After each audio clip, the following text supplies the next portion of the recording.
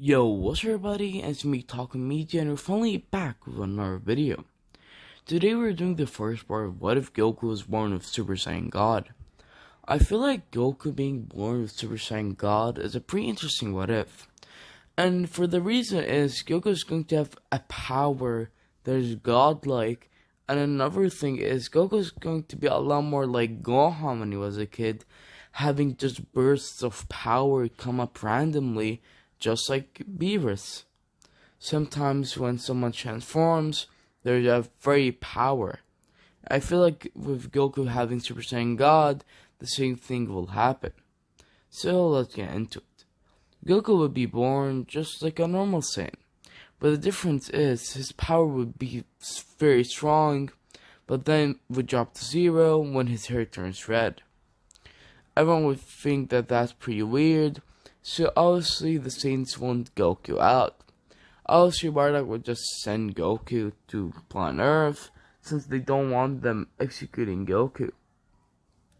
And I guess there's nothing different at first in my opinion, since Goku having Super Saiyan God doesn't change the what if really in any way, shape or form in the first hand.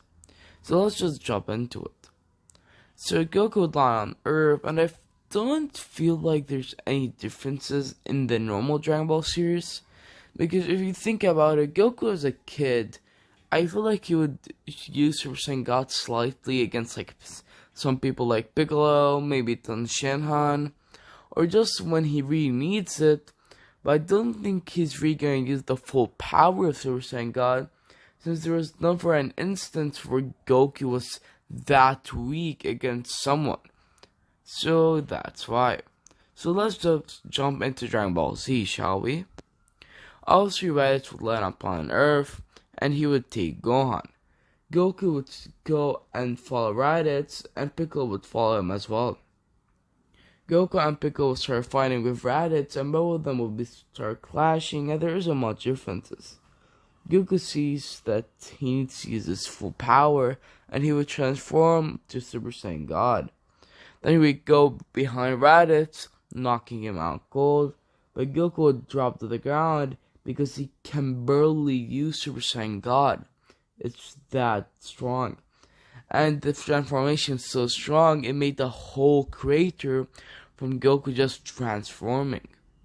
So Goku needs, and says in his head, that he needs to try and master the form, so he doesn't just destroy the whole universe with just that power.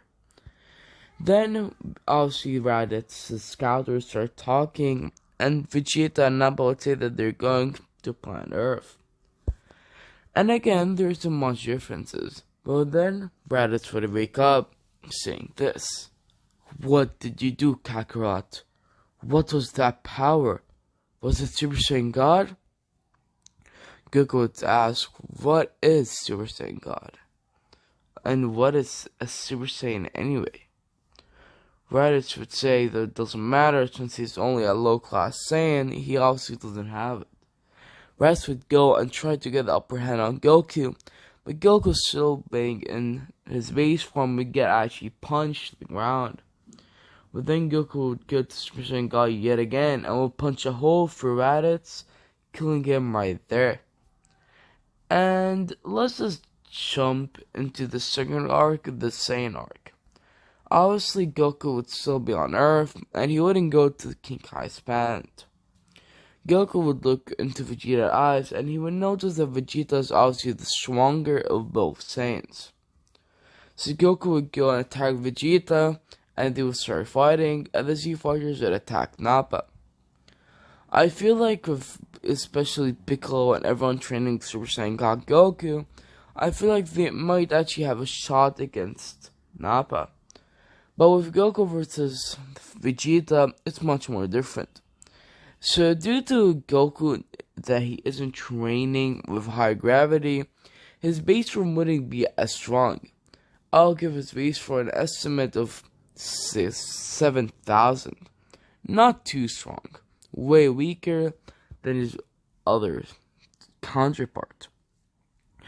Goku would get destroyed by Vegeta, and Goku would say that he'll need to use his full power, and would go to Super Saiyan God.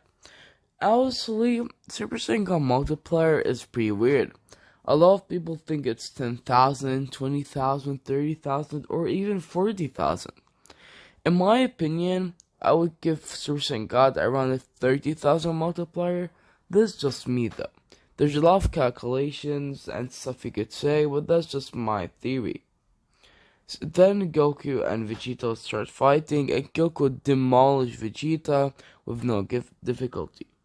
Then a clash of beams would happen, with Vegeta barely escaping from planet Earth and barely alive. And then Nappa would kill Gohan and would almost kill him, but Piccolo would jump on the way, being killed.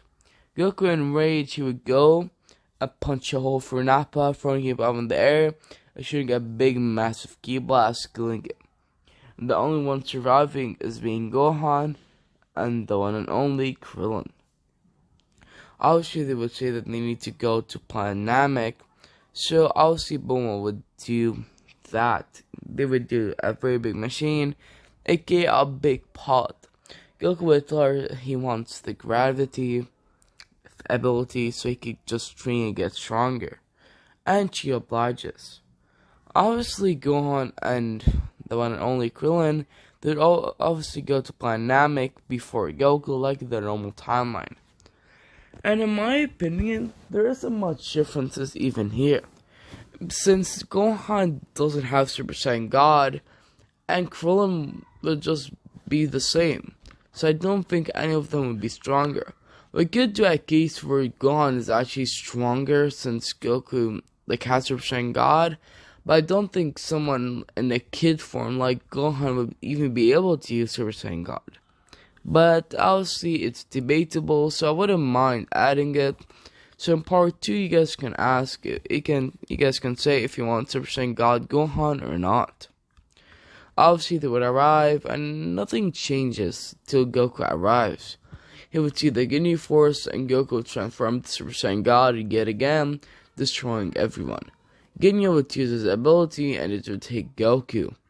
Goku would turn into a frog, and Ginyu can't really control Super Saiyan God at all, and he can't even transform. Due to Goku being weaker in base form, he actually gets destroyed. Ginyu would try to switch to Vegeta, but Vegeta would just shoot the frog, and Goku would go back to his body. And then they kill Ginyu, and then they put Goku in a pod so he could heal. Obviously, Piccolo would be summoned as well, so they would start fighting Frieza like in the normal timeline. And there isn't even much differences here till Goku finishes the healing. And I would say due to Goku using Super Saiyan God as well, I would say his base form is around 3 million. Goku with a power level of 3 million, he would go to Super Saiyan God yet again. I would destroy Frieza with no difficulty. If we're actually gonna use some calculations, 3 million multiplied by thousands, it's literally in the billions. So Frieza stands no chance against Goku. And then Goku would kill Frieza, and it's an actual happy ending. Obviously, due to no one knowing how to use the pod, they would actually still go to Planet Yardrat, and Goku would still use and learn instant transmission, but everyone else would go back to Earth with using the Dragon Balls, but Goku says that he wants to still train in Yardrat, so he would stay there. And then obviously Trunks would arrive, and in this time there's no Mega Frieza. Due to Goku just being so strong, I don't think Goku could really hold that much power away from a Ki Blast, so I feel like obviously the one and only Frieza would just die. But I feel like there'd still be Cold, so obviously Trunks would demolish Cold. Then Trunks would tell Goku this: Goku, in the future you will die from a virus, and there's a foe that even surpasses you God for. And yeah guys, I hope you guys enjoyed this video. If you guys want the second part of this video, just comment down below. And I feel like these types of what ifs are very interesting and fun, so if you guys want the part 2, say in the comments, and I'll be seeing you guys in the next one. Goodbye.